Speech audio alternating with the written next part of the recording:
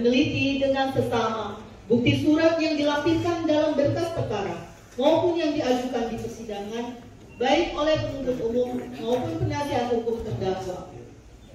Terbukti terdakwa belum pernah dihukum. Akan tetapi majelis hakim mempunyai penilaian antara lain.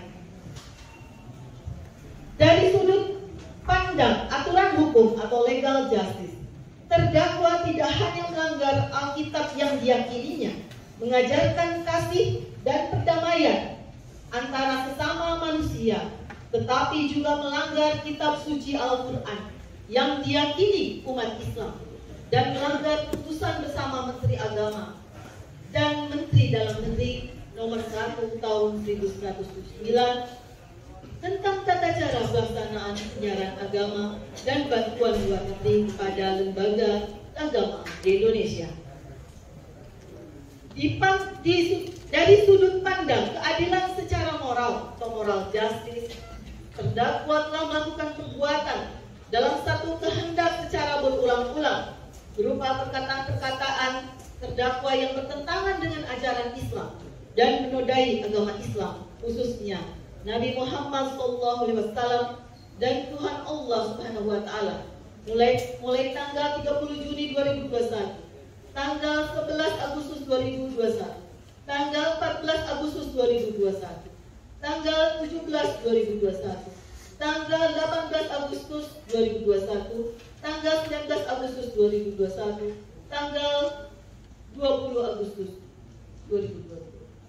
Selain itu, terdakwa juga telah berniat untuk membagikan atau menyiarkan ajaran ataupun kegiatan doa yang menyimpang dan mengarah pada tindak pidana pada bulan November 2018. Akan tetapi saksi Royke Jasamroramdi pihak GBI Lipo Cikarang dapat memberikan nasihat kepada terdakwa. Terdakwa juga memaksakan kehendaknya untuk mengajak orang lain, khususnya umat Islam, untuk meninggalkan agama Islam dengan cara menyiarkan berita atau pemberitaan bohong. Adanya perbuatan terdakwa dalam satu kehendak berulang-ulang tidak hanya menyakiti umat Islam di negara Indonesia, tetapi juga umat Islam di seluruh dunia yang dapat dikatakan sebagai pengguna media sosial. Mengingat sarana YouTube adalah media sosial yang dapat dilihat atau diakses secara cepat oleh para pengguna media sosial. Dari sudut pandang rasa keadilan untuk masyarakat atau social justice, perkataan terdakwa dalam satu kehendak dan berulang-ulang dalam membuat 7 video yang berisi perkataan-perkataan terdakwa yang bertentangan dengan ajaran Islam dan menodai agama Islam, khususnya Nabi Muhammad SAW dan Allah Subhanahu Wa Taala, menyakiti umat Islam secara luas dan reaksi dari ormas-ormas seperti keberatan-keberatan dari saksi Fuad Fadilah Husain, saksi Faris Afifatullah, saksi M. Ismail Jamaksyari yang tergabung dalam organisasi Barisan Nusantara, saksi Kiai Haji Muhammad Holil Nafis LC MA PhD sebagai Ketua MUI, saksi Kiai Haji Aid Zainuddin MA sebagai Ketua Ormas Nahdlatul Ulama Kabupaten Bogor, saksi Kiai Haji Otong Aminuddin sebagai Ketua MUI Kabupaten Pangandaran, dan saksi Asep Saifuddin sebagai Kepala Desa di Desa Limus Gede, Kecamatan Cimerak, Kabupaten Pangandaran, Provinsi Jawa Barat. Sehingga majelis hakim berpendapat terhadap derajatnya dipersamakan dengan orang yang pernah dihukum dalam arti sebagai pemberatan, yang membedakan terhadap orang yang pernah dihukum perbuatannya telah diadili, dan terhadap keduanya dapat dihukumkan baik adanya perbarengan atau perbuatan yang diteruskan. Menimbang bahwa mengenai terdakwa sebagai tulang punggung dan terdakwa bersikap sopan di persidangan, majelis hakim berpendapat tidak dapat disandingkan dengan akibat-akibat yang dapat timbul dari perbuatan terdakwa, seperti disintegrasi bangsa dan merusak generasi penerus bangsa yang akan menjadi akar bangsa Indonesia di masa yang akan datang. Menimbang bahwa terhadap bukti-bukti surat yang irelevan dalam perkara ini, tidak perlu majelis hakim pertimbangkan lebih lanjut. Menimbang bahwa oleh karena terdakwa telah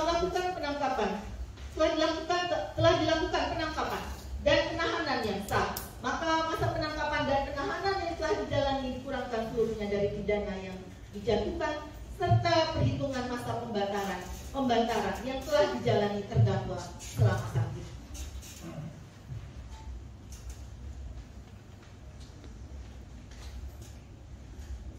Menimbang bahwa terhadap barang bukti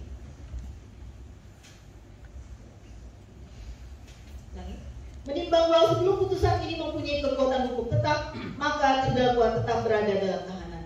Menimbang bahwa terhadap barang bukti berupa satu buah flash disk 32 GB yang berisi video postingan dan seterusnya,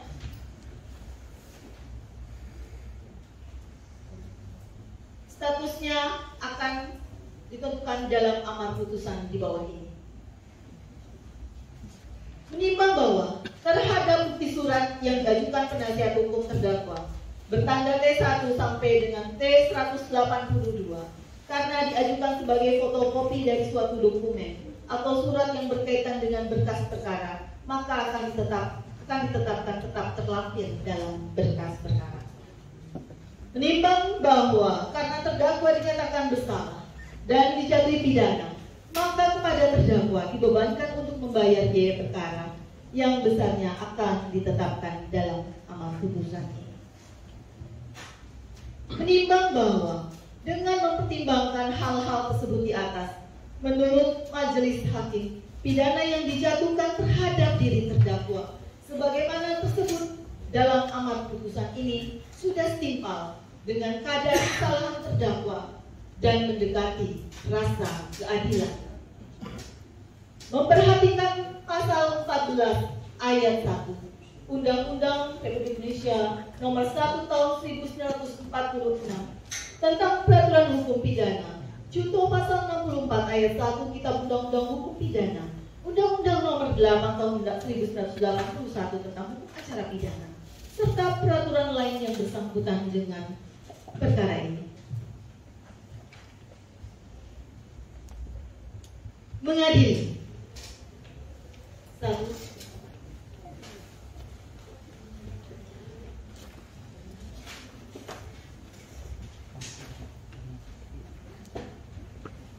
Mengadili. Menyatakan terdakwa H. Muhammad Kosman alias Muhammad Kece alias Muhammad Kace alias Muhammad Kosman Cornelius alias Kosman bin Sunet telah terbukti secara sah dan meyakinkan bersalah melakukan tindak pidana dengan menyiarkan berita atau pemberitaan bohong dengan sengaja menerbitkan keonaran di kalangan rakyat, sehingga dengan demikian harus dipandang sebagai suatu perbuatan yang diteruskan sebagaimana dakwaan pertama primer penuntut umum.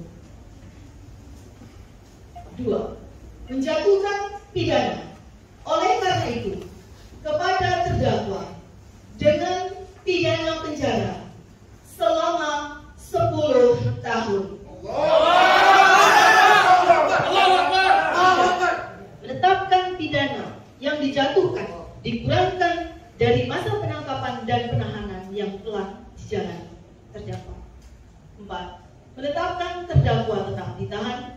5. Menetapkan barang bukti 1 buah flash disk 32 GB yang berisikan video postingan YouTube akun Muhammad Kece dengan judul Sumber Segala Dusta dan screenshot postingan YouTube akun Muhammad Kece dengan judul Sumber Segala Dusta. 1 bundel print out postingan YouTube akun Muhammad Kece dengan judul Sumber Segala Dusta.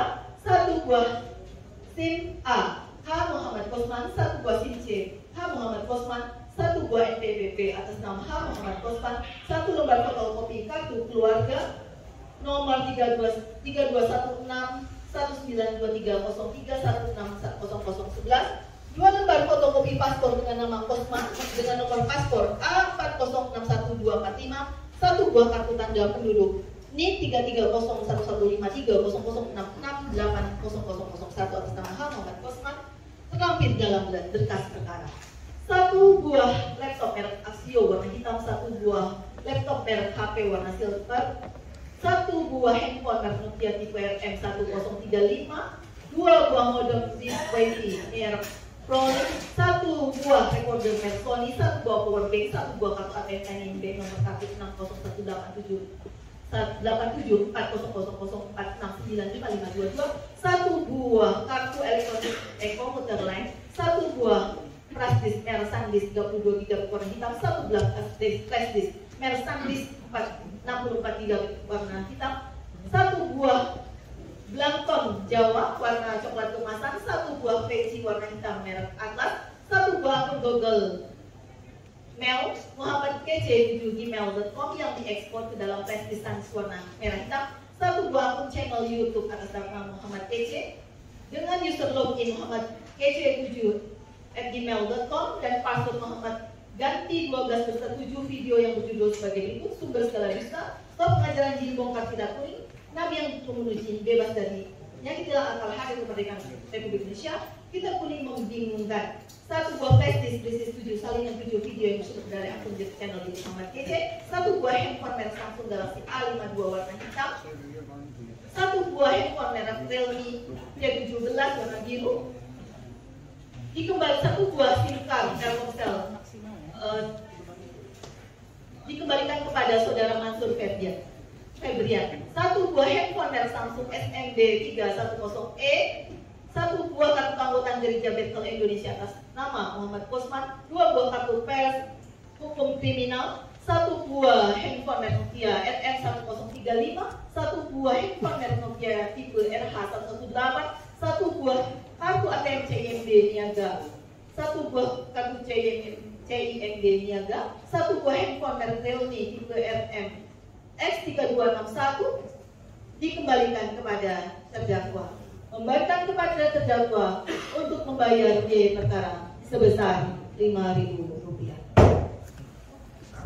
Demikian diputuskan dalam rapat musyawarah Majelis Hakim Pengadilan Negeri Ciamis pada hari Jumat tanggal 25 Maret 2022 oleh kami, Bibi Purnamawati SHMH selaku Hakim Ketua, Ahmad Yud Nugraha SHMH dan Rika Emilia SHMH masing-masing sebagai hakim anggota. Putusan mana diucapkan pada hari Rabu tanggal 6 April tahun 2022 dalam persidangan yang terbuka untuk umum oleh Hakim Ketua dengan didampingi para hakim anggota tersebut, dibantu oleh Enda Juanda dan Eno SH Panitra Pengganti pada Pengadilan Negeri Ciamis, dengan dihadiri oleh Jaksa Penuntut Umum pada Kejaksaan Agung Republik Indonesia dan Kejaksaan Negeri Ciamis di hadapan terdakwa dan didampingi oleh penasehat hukumnya. Demikian ya putusan dari Majelis Hakim ya terhadap putusan ini, saudara terdakwa melalui penasihat hukumnya bisa menerima, pikir-pikir, kalau keberatan silakan mengajukan banding 7 hari ke depan. Takbir! Yang mulia izin bicara dengan diri saya sendiri.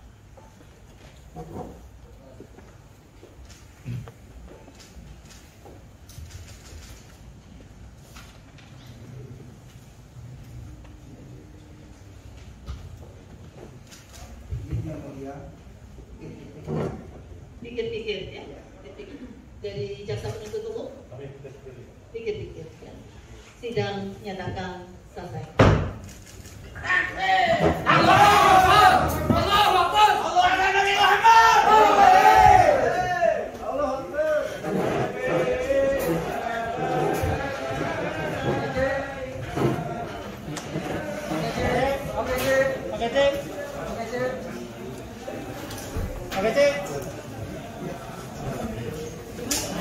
Pak